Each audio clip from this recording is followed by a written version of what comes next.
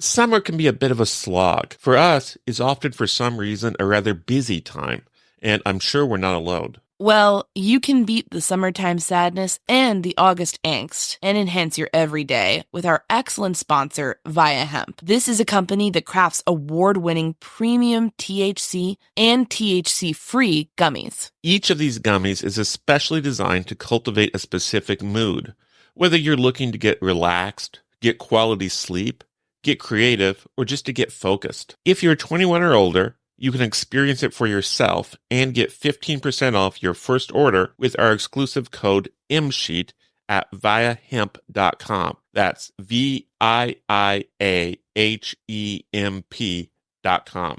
I personally enjoyed their grapefruit flow state gummies. This CBG and CBD powerhouse really helped me tap into my productivity. Like, we have had an extremely busy summer, and I feel flow state got me over the finish line a few times when I was editing multiple episodes a day, digging through documents, and knocking out a bunch of interviews. Via Hemp does not require a medical card, and it ships legally to all 50 states. It's also affordable, and even more so for Murdersheet listeners who get a special deal. If you're 21 and older, head to viahemp.com and use code MSheet to receive 15% off. That's VIIAHEMP.com and use code MSheet at checkout. After you purchase, they ask you where you heard about them. Please support our show and tell them we sent you. Enhance your everyday with Via.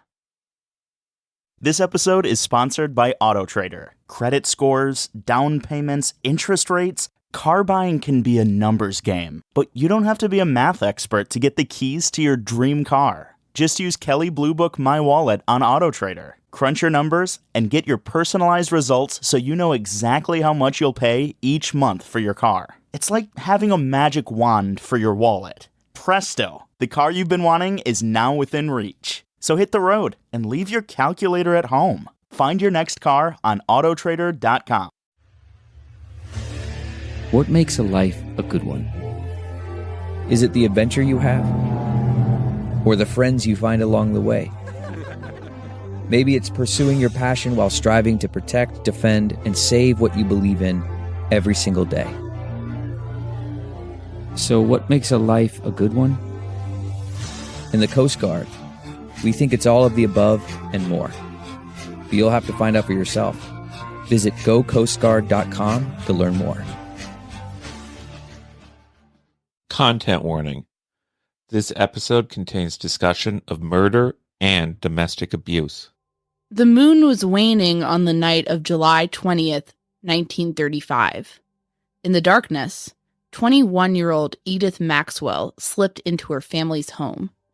The Maxwells lived in rural Appalachia, specifically the town of Pound, in Virginia's Wise County.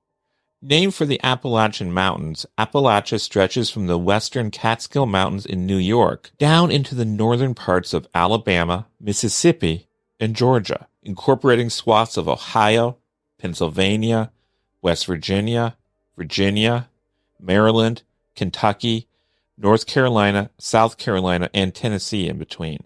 It's considered a socioeconomic and cultural region of the United States. Now, there's been much myth-making about Appalachia over the years, much of it quite degrading and stereotypical. While it is true that the region has struggled with poverty, it is also true the mass media has long sought to smear Appalachia with assertions that its people are violent, unsophisticated hillbillies. Keep that in mind later. It's an important aspect of how we understand the saga of Edith Maxwell. Anyways, let's get back to that warm night in July. Edith had been out dancing at the Little Ritz Club in the nearby town of Wise. The young schoolteacher liked to go out and have a good time. After all, she was a fully grown adult and a professional woman to boot. But her feelings on the matter brought her into frequent conflict with her father, Trigg. He felt that young ladies ought to not go out. So when Edith stepped back into the home she shared with Trigg, her mother Anne, and her 11-year-old sister Mary Catherine, she was walking into a very tense environment. Trigg had a temper. But for that matter, so did Edith. Trigg was also known to drink too much. Later on, allegations of his physically abusive behavior would come out. Either way, a violent confrontation broke out between father and daughter. By the next day, Trigg would be dead. Numerous versions of events came out about this incident. Some had Trigg dying from a heart attack or falling accidentally.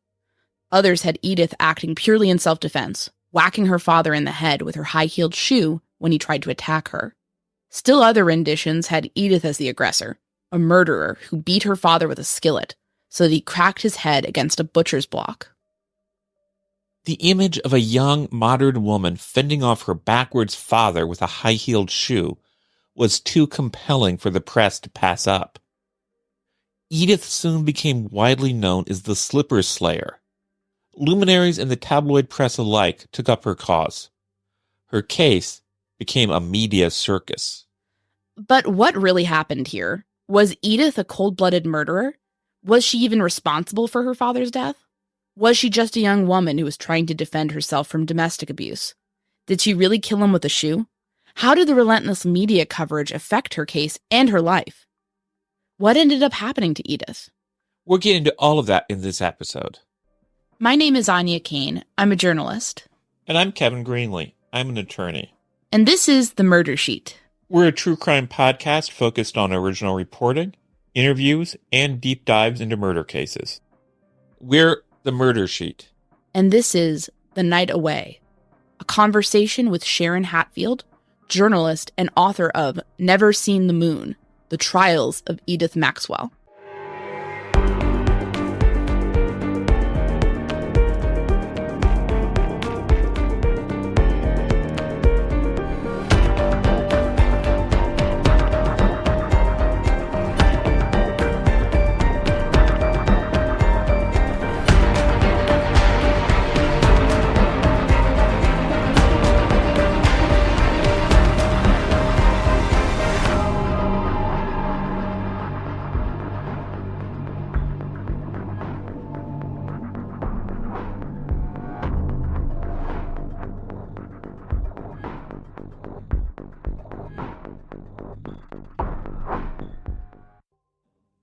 So, as a bit of backstory, this past winter, Anya and I visited Ernie Pyle's boyhood home and the Ernie Pyle World War II Museum in Dana, Indiana.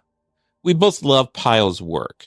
The Pulitzer Prize-winning Hoosier journalist captured the experiences of U.S. soldiers serving in World War II through his writing. He's definitely an inspiration.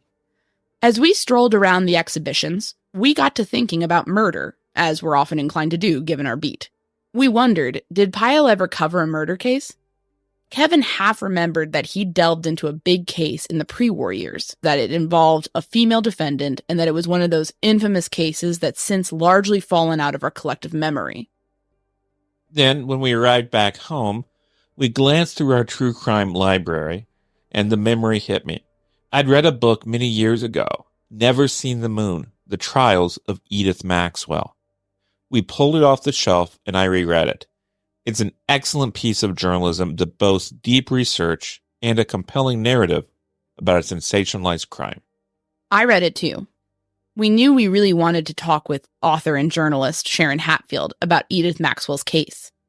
We were very excited when she was willing to share her expertise with us. So to start off with, Sharon, can you tell us about yourself and your background? Well, I grew up in the Appalachian part of Virginia, and I've lived in Ohio for many years. But my first job out of college was one of my most formative ones. I became a reporter for a weekly newspaper in Wise County, Virginia.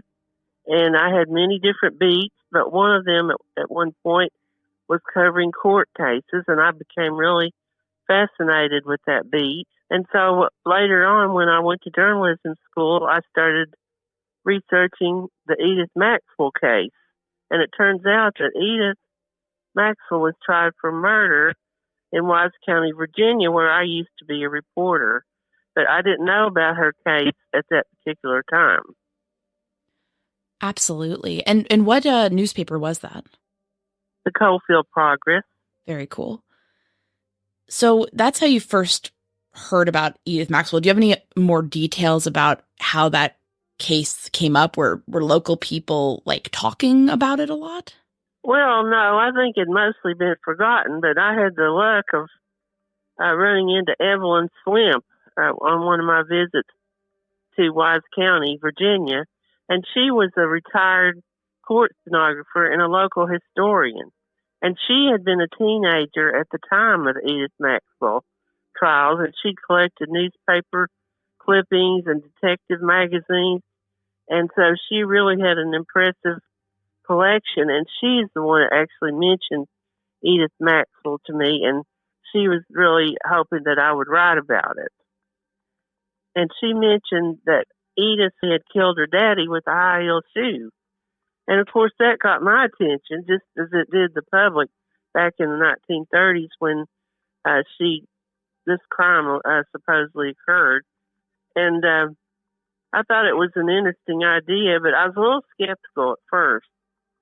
I just figured there hadn't been enough written about the case to really make it a longer work than just a story. But once I got back home and looked through the files of the newspapers, I could see how truly famous Edith had been. She was known from coast to coast back in 1935. Wow. So at that point, is that what made you decide that there may be a book in this? I actually first started as a thesis to get my master's in journalism at Ohio University. And then I just kept going from there because there were so many interesting angles. The first thing I studied was how the newspapers covered the case. I looked at 5 papers, but then later on, I got into some other amazing avenues. Yes, this case is very twisty, and your coverage of it reflects that. It kind of, there's all these kind of surprises in the book about not only the media environment, but actually what happened with the case. I guess to scene set a little bit, can you tell us about the environment that Edith Maxwell was raised in? Tell us about that region of the country. Okay, Wise County, Virginia is in the Appalachian part of the state. It's right up against the border of Letcher County, Kentucky, and it was a very rugged area with lots of coal mining and timbering were the dominant industries. And she was considered one of the modern people around there. There was a lot of press coverage about who was modern and who was old-fashioned and who was for progress and who wasn't. Well, it turns out that Edith Maxwell had gone to college for 2 years, which is what it took then to become a teacher. So she was 21 years old in the summer of 35, and she was living in a small town called Pound, Pound, which they called the Pound. And she was living in a small 4-room house with her father, Trigg, her mother, Ann, and 2 younger sisters. And Edith was on vacation from teaching in a 1-room school. She liked to get out and have fun, but her father really did not like for her to be out, particularly unchaperoned, because he thought that was inappropriate for a young lady, especially a school teacher. So some family discord here. What happened then on July 20th, 1935? Well, that day, Trigg, her father, I should explain that he had a drinking problem most of his adult life. That's what his wife testified to on the stand. But he had supposedly either quit or tapered off, which depends on who you talk to.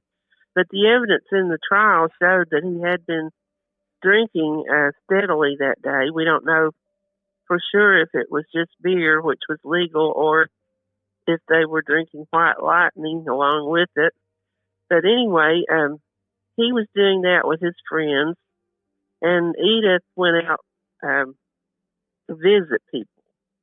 So she caught a ride with her cousin, and they went over to the town of Wise, which was the county seat about 10 miles away.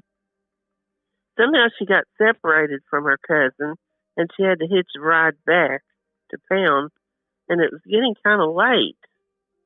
And the guy that she ended up riding with, he talked her into going to a nightclub for a nightcap before he took her back to her house. So when she got back home, she and her father got into a loud argument. And we don't know what exactly happened, but they were arguing. And there were loud female voices that the neighbor heard. And eventually the neighbor, who was named Kelly, he got so concerned about this that he went over to the Maxwell house, which was next door to his house, and asked them if he could help, that he could hear Trigg hollering and moaning in the background. And Edith told him to go back home, that they didn't need his help, and that he should basically mind his own business.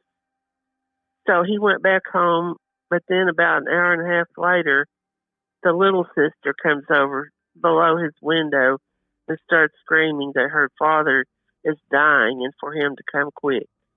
And so Trigg died about 1:30 that morning, the 21st. Wow. How quickly did this go into being a homicide investigation? Well, first of all, Edith and her mother, Ann, claimed that it was an accident. They said that Trigg was drunk and that he had gotten up in the middle of the night and gone out on the porch, and that he had fallen and hit his head on a meat block, which was like a section of a tree, a round section that they used to chop meat on. And they claimed that he had fallen and hit his head on that, and that had caused him to die of a head injury shortly thereafter. But Trigg had relatives there in town, and they were very suspicious of this story. So when things got to daylight on Sunday morning, they started coming over and looking around the house, and they felt like that the story of the meat block did not hold up well, so they swore out a warrant against Edith and Ann for murder. And by noon that day, the Commonwealth Attorney, Fred Greer, was on the scene at the Maxwell house, and Edith and Ann were taken to jail. Ann bonded out immediately. Edith was in quite a bit longer before she was able to get out on bail. Have you ever covered a carpet stain with a rug, ignored a leaky faucet, pretended your half-painted living room is supposed to look like that? Well, you're not alone. We've all got unfinished home projects. But there's an easier way. Thumbtack is the app that makes it easier to care for your home. Pull out your phone and in just a few taps, search, chat, and book highly rated pros right in your neighborhood. Download Thumbtack and start caring for your home the easier way. Achieving a gorgeous grin from home isn't a total mystery with Bite Clear aligners. Just don't be surprised if all of your sleuthing friends start asking, "What's your secret?" Begin by ordering your at-home impression kit today for only $14.95. Bite Clear aligners are doctor-directed and delivered to your door. Treatment costs thousands less than braces. Plus, they offer flexible financing, accept eligible insurance, and you can pay with your HSA FSA.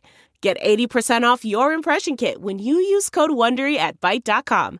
That's BYTE.com. Start your confidence journey today with Byte. If you're a new parent, a bad day means you either ran out of coffee, diapers, patience, or all of the above. Stocking up on cold brew and deep breaths are all you. Hello Bello's got your baby's butt covered. Because Hello Bello believes all families deserve premium, affordable baby products. With their ultra-convenient diaper bundle subscription service that includes 7 packs of diapers and 4 packs of plant-based wipes, you'll never run out of supplies. Better yet, they're delivered to your door. Set, change, and cancel your delivery schedule whenever you want. If you're a parent, your to-do list is longer than all your baby's wake windows combined. Let Hello Bello take care of diaper runs until you're done potty training. It was named Best Diaper Subscription by New York Magazine and winner of the 2022 Good Housekeeping Parenting Award for a reason. Go to hellobello.com/Wondery to get 30% off your first customized bundle and a full-size freebie product of your choice. That's hellobello.com/Wondery to start bundling with 30% off your first order. Don't forget, that's hellobello.com/Wondery. This case, I understand it, quickly garnered quite a bit of media attention. Is that right? Yes, it was really amazing how this very remote place, this very isolated incident, drew so much attention in the media. And the way it started was a Hearst reporter in the Washington, D.C. area heard about the case, and he went to Wise County that summer of 35 and sort of previewed the case. And he really sensationalized it and pointed it out as, and portrayed it as she's this young, modern person, and she's in this backward area, and she's being punished for having an education, and she's being railroaded, and sort of portraying it as a modern era of modern youth versus the old guard, and incorporating into this a lot of hillbilly stereotypes. But from this one start with the Hearst reporter, Edith eventually signed on to an exclusive contract with the Hearst newspaper. And so once that happened in the fall, the case just went wild. It went nationwide through the different wire services and the different major papers, even magazines carried it. And so she became very well known. Where do we get the myth that she killed her dad with her high heel shoe from? That's a great question. I should explain there were two trials. One was in the fall of 1935 in November. And the second trial, sorry, spoiler alert, the second trial was in December of 1936. And so at the first trial, Edith testified that her father attacked her, that he was angry with her for staying out late, and that he attacked her with a chair and a butcher knife, and that they eventually started tussling around on the floor in a bedroom, and that she was underneath Trigg, and that she picked up a high heel shoe off the floor and hit him over the head and inflicted the head injury that eventually was believed to have killed him. So that's how they got that idea. But you can see what symbolic importance that really had to people, that, you know, a woman's right to defend herself, and so she had killed him with the high heel shoe. But on the other hand, the prosecution never believed that he had been killed with a high heel shoe. They felt like that it was probably an iron, like you would iron clothing with, or it was a skillet perhaps, or some sharp object like a hammer. Of course, that was a weakness in the prosecution's case because they were never able to definitively point to one weapon as the murder weapon. Absolutely. And they were up against the force of this whole narrative. I want to drill down on something really interesting that you said about the popular press's depiction of this area as filled with backward hillbillies. Can you talk more about that and how that influenced the coverage? Yes. When I started researching these articles, I was just amazed at the things that they put in the newspaper about the Appalachian people that were so off base and frankly very condescending. They said that people called it government court, as if government was unknown to the area. And they used the wrong dialect even. They used a they would write the so-called hillbilly part of their stories in dialogue, and they would use the dialogue of the Deep South, which is really not the same as the Mountain South, where this took place. And so they were really pitting Edith against her own people. You've heard of negative stereotyping, which is what they were doing to the people there in the area. But they were also positively stereotyping her, you see, because they said that she was apart and different from her people that lived around there with her, that she was so different and so far above them that she had to be supported and sympathized with. And as you can imagine, this did not sit very well with the local people, but a lot of people across the country really did believe in that narrative. Yeah, it's astounding, the stuff that when you read some of those old newspaper coverages of crime, just in general, it is always shocking, some of the things that get published. But that level of stereotyping is so offensive. I guess as somebody who was a journalist but also from that region, how did that strike you? Were you surprised by the level of it? Did it not surprise you? What are your thoughts on that? I was very surprised. I was shocked because I had lived in the area, much later, of course, but I just knew that it was so untrue on such a basic level. It did make me very angry, but also it would make me very appreciative when I would come across a reporter from the outside who came in and really was able to do a fair examination of the case. And one of these folks was Ernie Powell, who was a reporter for the Scripps Howard organization. And he traveled all around the country reporting and sending in columns back to the Washington Times. And so by my good luck, he happened to visit Wise County, Virginia, and do several columns about the Maxwell case. And his point was that rural people are pretty much the same all over the United States, that there was nothing exotic, that made this case any different because it happened in Appalachia. He really believed that Edith was caught up in the cycle of domestic violence, and that she never could escape it, and then this horrible tragedy occurred. Absolutely. And fun fact for the listeners, I know you know this, Sharon, but that's how we came to interview you, because we recently visited Ernie Powell's hometown and the house he grew up in Dana, Indiana. And we were looking at different cases that he wrote about over the years. And this was the really big one. So that's how we kind of came together on this.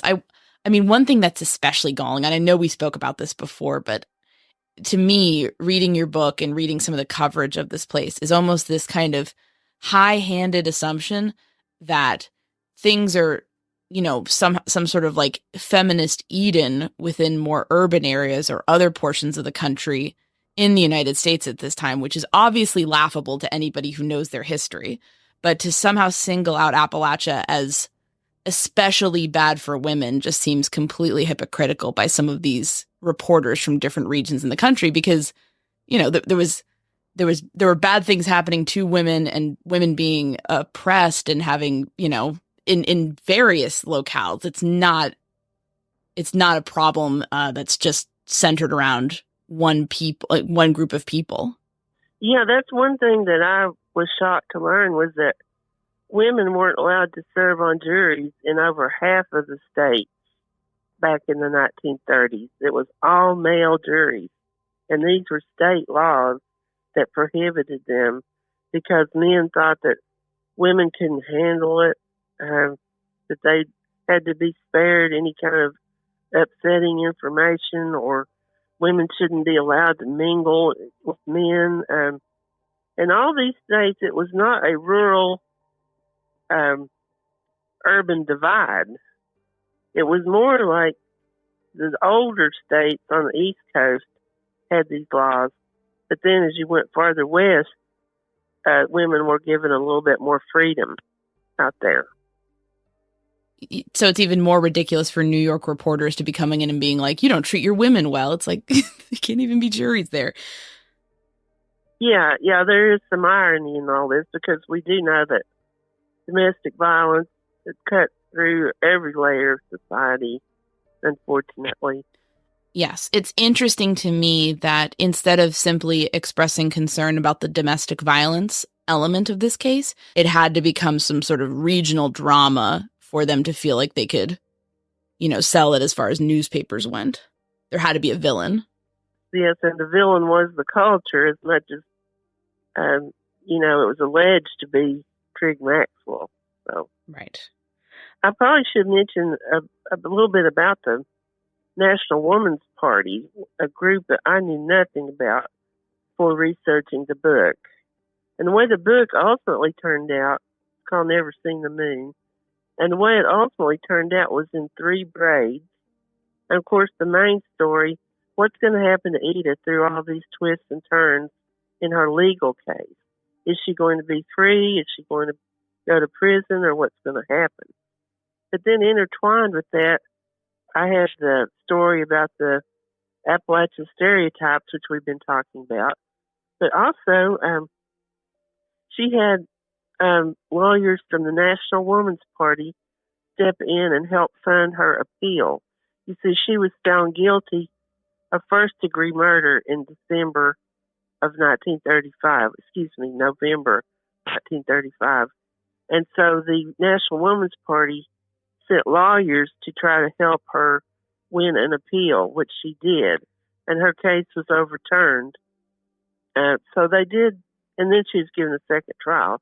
So they were trying to help her, and they were a very interesting group of women, mostly very well-to-do. They could have just been socialites and sat around and, had teas and balls and things like that, but they decided to go out and try to change the world, and they were very instrumental in getting women to vote through their protests during the Wilson administration. And then they tried to get the Equal Rights Amendment passed.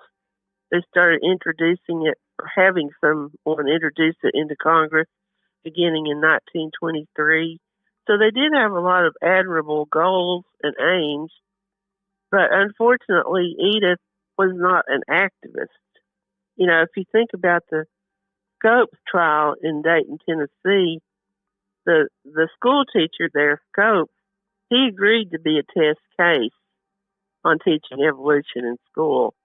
He was willing to go to jail or do whatever it took because that's what he believed in.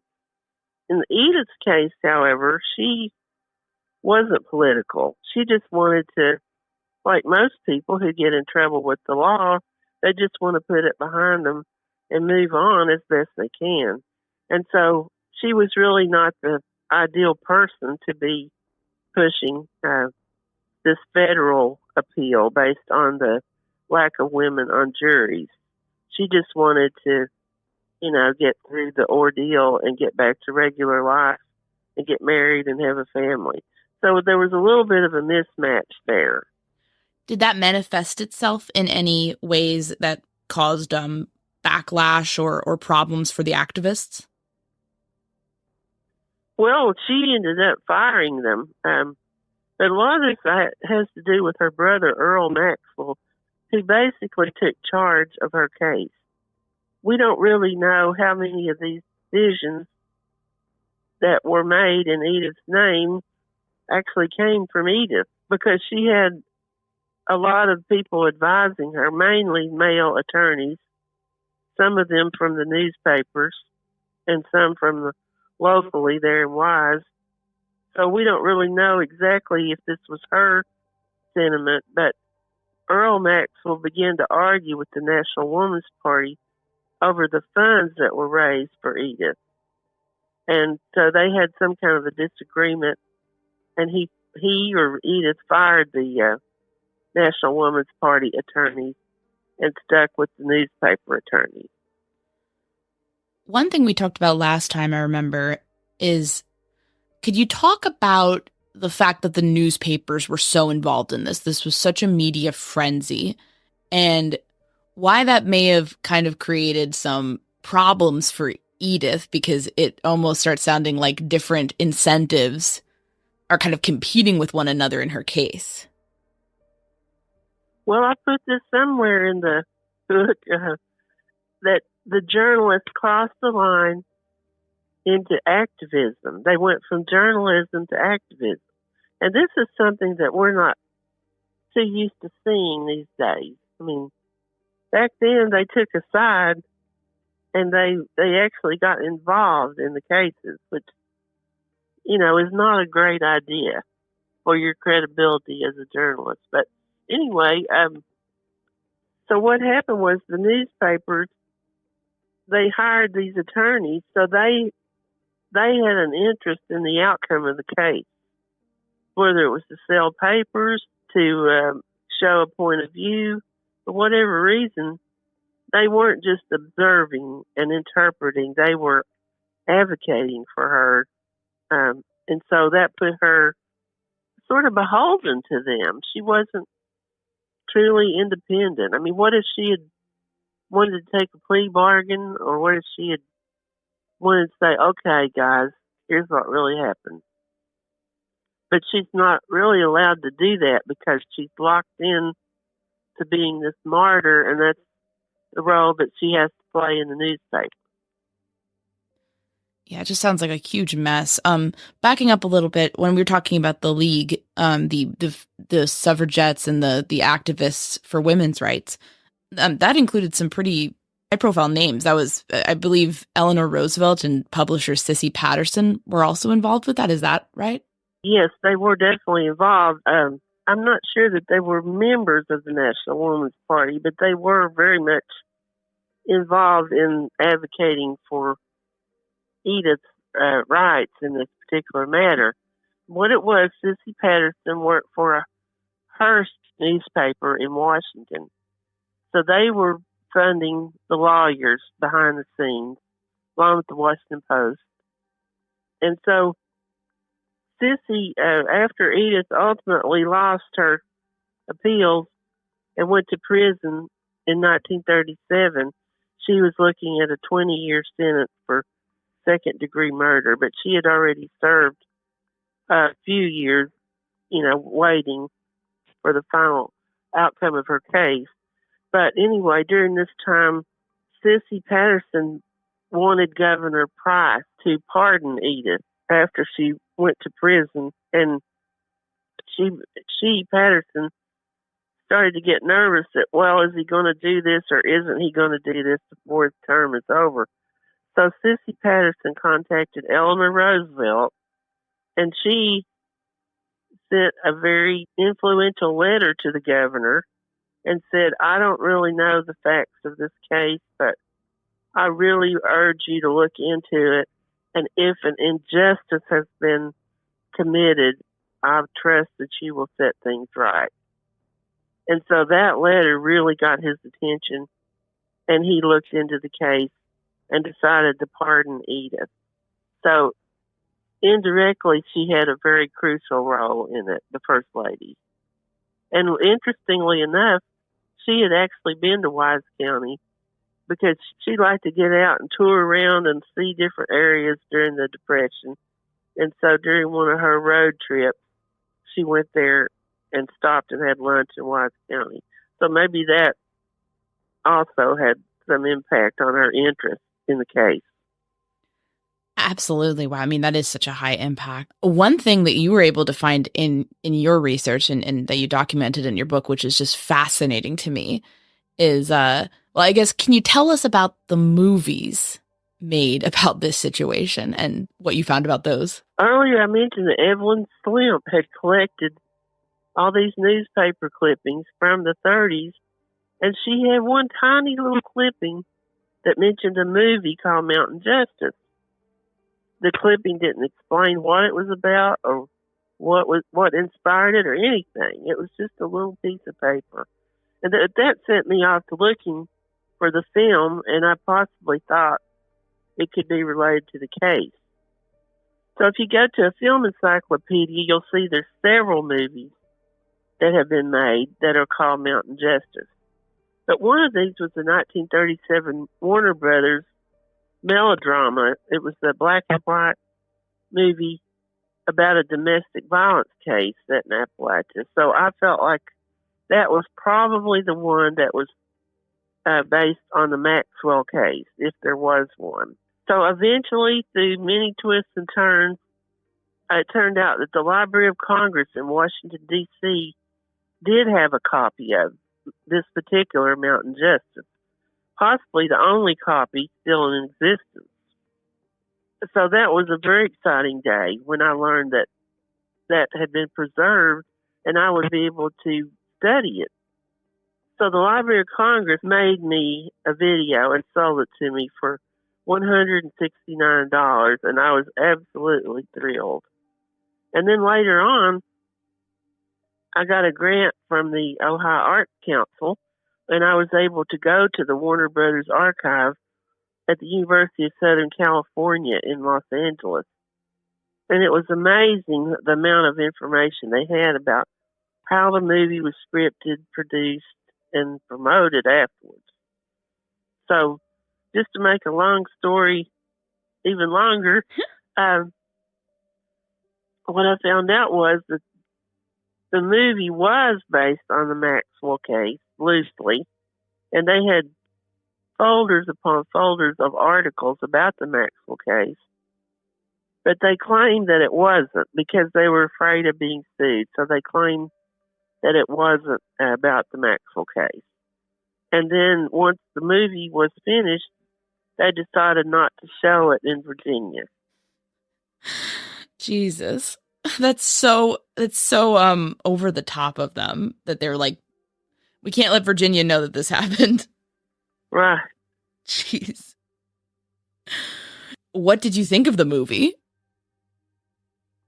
Well, it's sort of like the guy at the archive said, I don't know why you would even be interested in studying this because it's not a good movie. It's a lesser-known work by Michael Curtiz, who was very well respected as a director and did the movie Casablanca.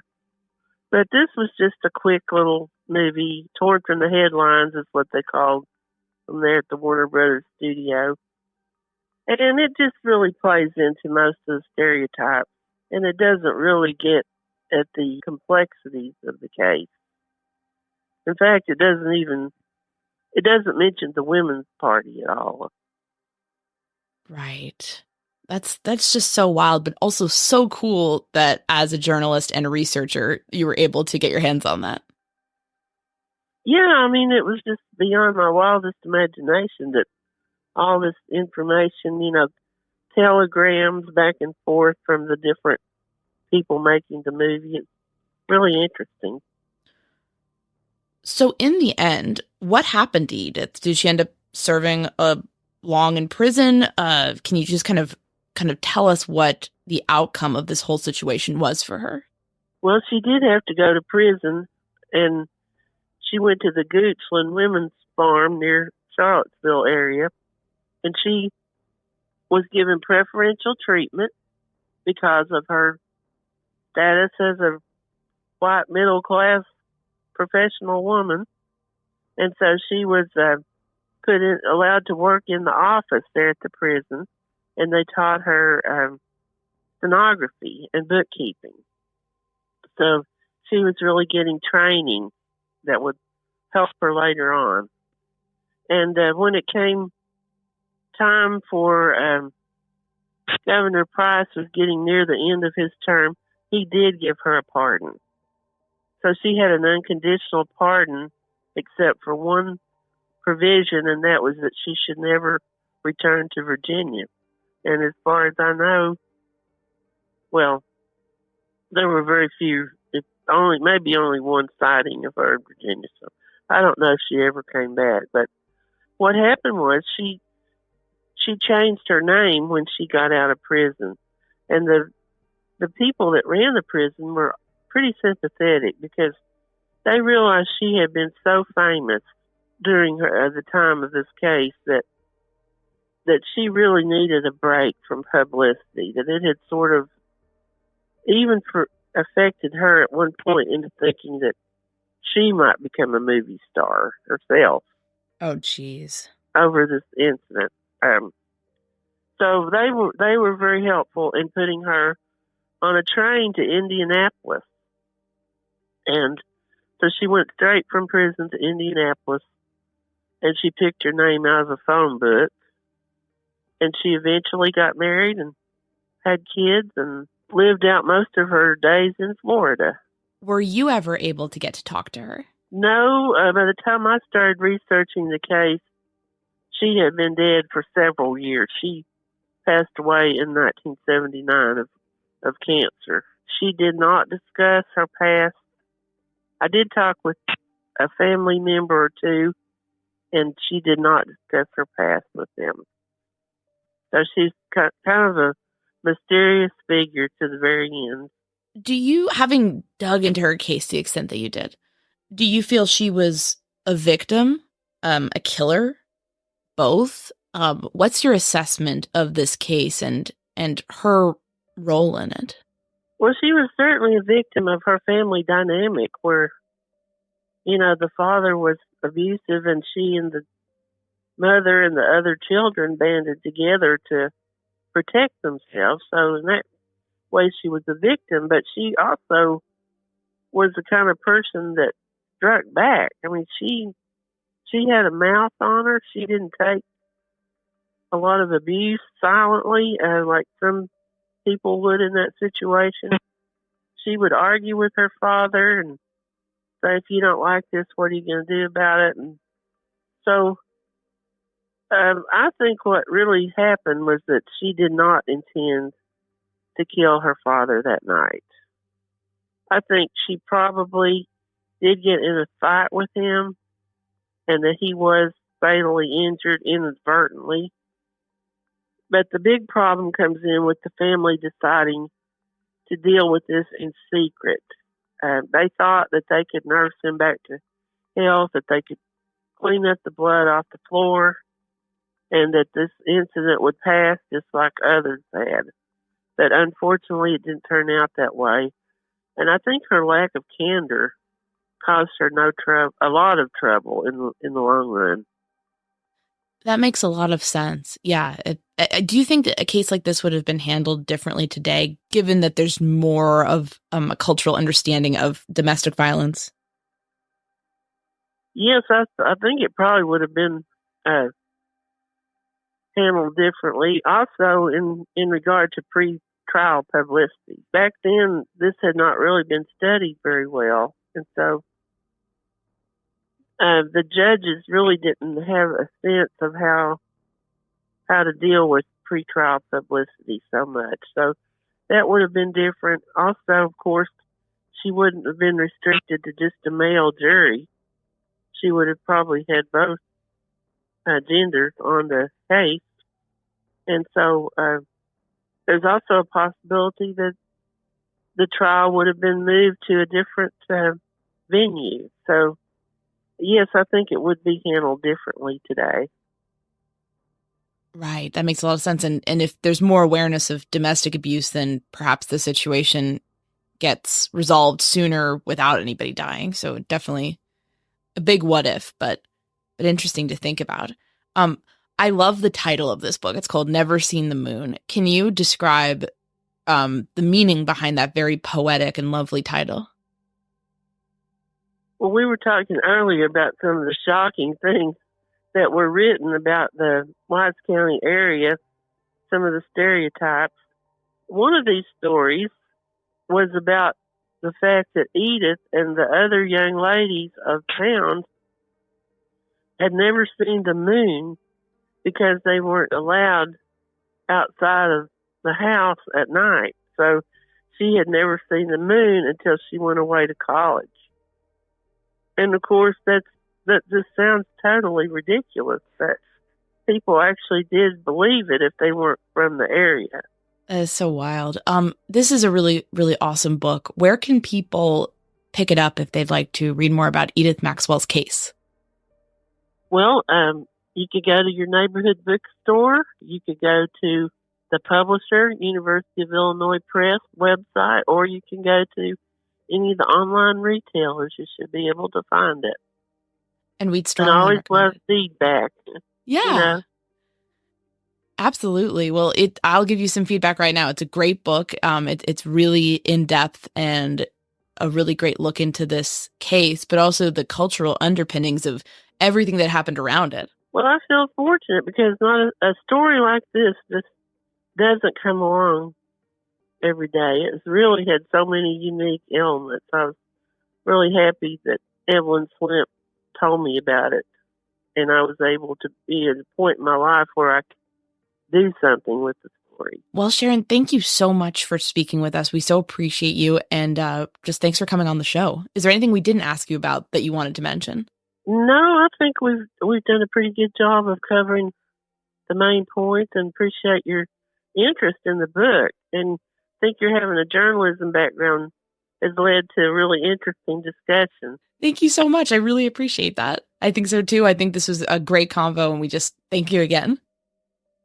Thanks again to Sharon for her time and thoughtful insights. Thanks so much for listening to the Murder Sheet. If you have a tip concerning one of the cases we cover, please email us at murdersheet@gmail.com.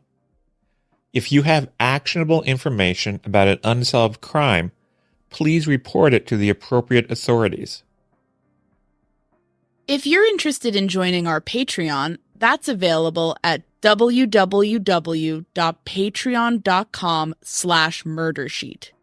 If you want to tip us a bit of money for records requests, you can do so at www.buymeacoffee.com/murdersheet. We very much appreciate any support.